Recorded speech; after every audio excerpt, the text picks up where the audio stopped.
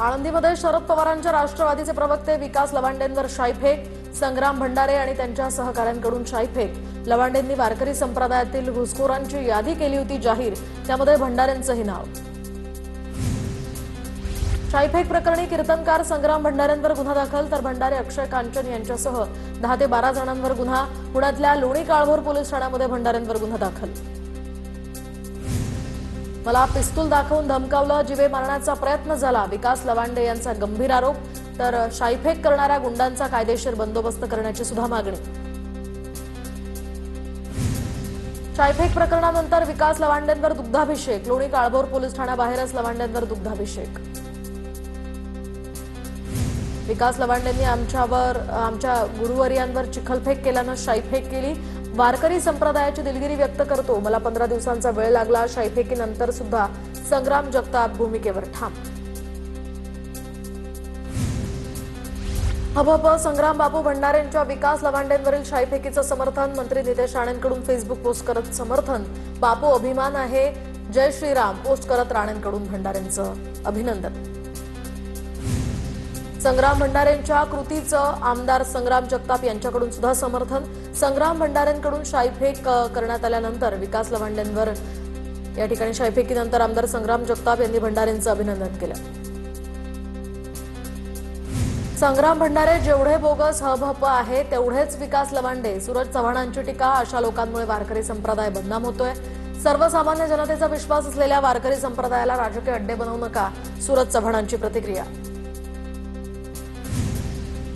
तर शाईफेक करणं मला पटत नाही, वारकरी संप्रदाय शांततेसाठी ओळखला जातो, मंत्री छगन भुजबळांची प्रतिक्रिया। विकास लवांडेंवर हल्ला करणाऱ्या गुंडांकडे हत्यारं होती, हल्ल्यामध्ये लवांडेंना सुदैवानं दुखापत झाली नाही, खासदार सुप्रिया सुळेंचं वक्तव्य।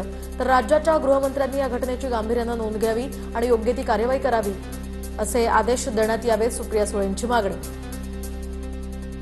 निदा खान प्रकरणाची एसआयटी मार्फत चौकशी करा, मंत्री शिरसाठांची मागणी। तर या प्रकरणाची निष्पक्ष आणि पारदर्शक चौकशी होणं आवश्यक, मंत्री संजय शिरसाठ यांची मुख्यमंत्र्यांकडे पत्राद्वारे मागणी।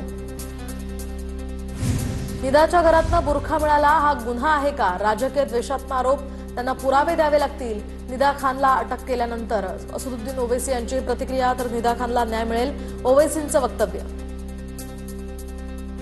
न्याय व्यवस्थेवर आमचा पूर्ण विश्वास, एमआयएमला टार्गेट करा, काहीही फरक पडत नाही, नाशिकच्या टीसीएस प्रकरणामध्ये निदा खानवरून एमआयएम नगरसेवकाचं नाव समोर आल्यानंतर ओवैसींचं हे स्पष्टीकरण। निदा खानला लपवण्यात एमआयएम नगरसेवकाचा हात, धर्मांतरण रॅकेटमध्ये अजून कुणी सहभागी आहे का, सर्व तपासलं जाणार, मुख्यमंत्री फडणवीसांची माहिती। निदा खानला लपवल्याप्रकरणी एमआयएम नगरसेवक मतीन पटेलचा आरोपी, तर नाशिक पोलिसांकडून मतीन पटेल विरोधात गुन्हा दाखल, मोबाईल सुद्धा जप्त। एमआयएमचा नगरसेवक मतीन पटेलचा व्हिडिओ सोशल मीडियावर व्हायरल, तर मुलींचे अश्लील व्हिडिओ रेकॉर्ड करून ब्लॅकमेल करत असल्याची माहिती। टीसीएस प्रकरणातील आरोपी निदा खानला मतीन पटेलनंच लपवलं होतं। निदा खानला संरक्षण देणाऱ्यांना अटक करा, या प्रकरणामध्ये आरोप प्रत्यारोप करून काही जण राजकारण करतायत। निदा खानला एमआयएमचे लोक लपवत होते तेव्हा पोलीस काय करत होते, अंबादास दानवेंचा हा सवाल। शिर्डीतील जमीन खरेदी प्रकरणाला आता नवं वळण, तर जमीन घेण्यासाठी खरातचा सीए ललित पोफळेनंच पैसे पुरवल्याचं पोलीस तपासात समोर। खरातची पोलीस कोठडी संपत असल्यामुळे न्यायालय काय निर्णय घेणार, याकडे आता सर्वांचं लक्ष। सरकारची हजारो कोटींची जमीन 2 बिल्डरांना आंदण दिली आहे, कुणाला तरी फायदा व्हावा म्हणून सरकार केस हरलं का, राऊतांचा सवाल। तर पत्राचाळीमध्ये जेलबारी झाली, मीरा भाईंदरमध्ये सुद्धा दोषींना सोडणार नाही, बन यांचं राऊतांना उत्तर। पश्चिम बंगालच्या मुख्यमंत्रीपदी शुभेंदू अधिकारी, पश्चिम बंगालमध्ये अधिकारी राज सुरू, तर शुभेंदू अधिकारी यांच्यासह 5 मंत्र्यांनी घेतली शपथ। दिलीप घोष, अग्निमित्रा पॉल, अशोक कीर्तनिया, निसित प्रामाणिक आणि क्षुदिराम टुडू यांनी मंत्रिपदाची शपथ घेतली, राज्यपाल RN रवी यांनी दिली मंत्रिपदाची शपथ।